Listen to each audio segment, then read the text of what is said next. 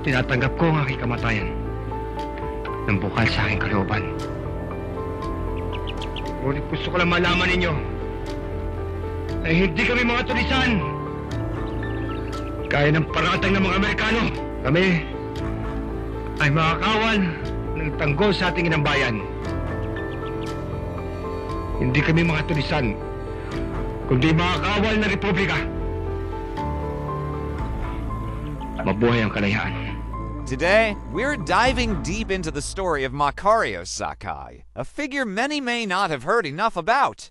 He's been called the last Katipunero, and we want to understand why. To do that, we'll be exploring a fascinating audio recording that delves into Sakay's journey and the turbulent times he lived through.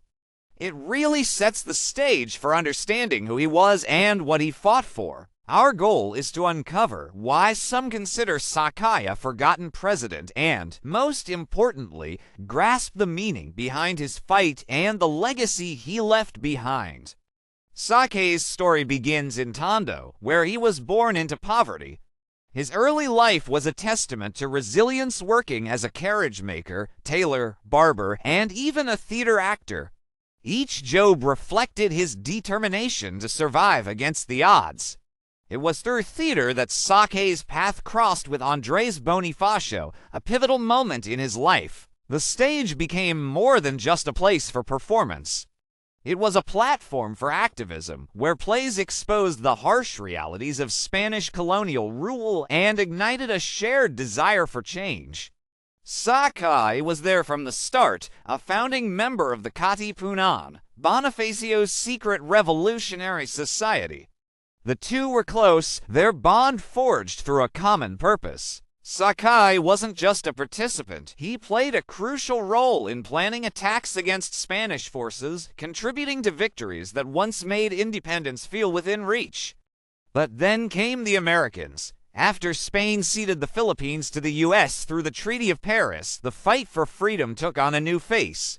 The Katipunan rejected the idea of simply trading one colonizer for another, sparking the Philippine-American War. Amidst this struggle, the movement suffered a devastating blow with Bonifacio's assassination in 1897, an act many believe was orchestrated by Emilio Aguinaldo, who would go on to become the first president of the Philippines. This internal conflict deepened the divide among revolutionaries, and for figures like Sakay, staying true to the Katipunan's original ideals became more important than ever. While Aguinaldo became the face of the first Philippine Republic, Sakay carried on the fight, embodying the undying spirit of the revolution. His story is one of loyalty, sacrifice, and unwavering belief in the Filipino people's right to self-determination, a story we're about to uncover in its entirety. Let's begin. The Katipunan refused to back down. They continued resisting the Americans. Then, in 1901, Aguinaldo surrendered. According to the audio, he was even promised government positions in exchange for his surrender. It's understandable why many Katipuneros followed suit. They were exhausted after years of fighting, and seeing their leader give up made it feel like it was time to lay down their arms. But not Sakay. Sakay and his allies stood firm. They refused to abandon their dream of a fully independent Philippines, free from any foreign control. They rejected Spanish rule, and they weren't about to accept American domination either. In 1902, after Aguinaldo's surrender, they took matters into their own hands and established the Republic of Katagalugan with Macario Sakay as its president and Francisco Carreon as vice president. This wasn't just a symbolic act. Sakay asserted authority over regions in Luzon, Visayas, and Mindanao. It wasn't a small faction, it was a nationwide movement. This raises an interesting question. Should Macario Sakay be recognized as a legitimate president of the Philippines? After all, he led a republic that spanned the entire country. The issue is that the Republic of Katagalugan was never officially recognized, neither by the international community nor by the recognized Philippine government. As a result, Sakay's place in history has been marginalized. It sparks a broader discussion about who gets to write history and decide what is considered official or legitimate. Still, Sakay continued the fight, not just through warfare, but through political means as well. His government formed the Nationalist Party, which sought independence through legal channels. However, the Americans weren't willing to let this opposition grow.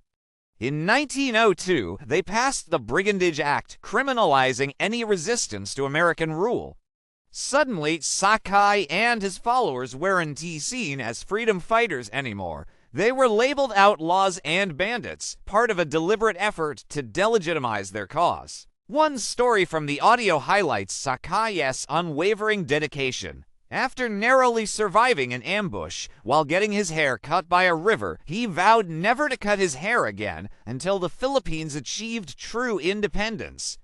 But the Americans still viewed him as a threat and devised a plan to bring him down. They launched a smear campaign, accusing Sakay of terrible crimes like murder, robbery, and even rape, classic tactics to paint him as a villain. Eventually, they resorted to deception. American General Henry Clay Cooper and Filipino labor leader Dominador Gomez convinced Sakay to leave the mountains under the pretense of attending a national assembly to discuss Philippine independence. They exploited the trust Filipinos had for their fellow countrymen, using Gomez to lure Sakay into a trap. Cautious but hopeful, Sakay agreed to meet. He refused to disarm his men completely, still wary of betrayal. On July 14, 1906, Sakay descended to Manila, where he was met with warmth and optimism from Filipinos and American officials alike. The Americans even hosted a feast in his honor, but it was all part of their ploy. 3 days later, they invited him to another celebration in Cavite. But this time, before the feast even begins, they arrest him.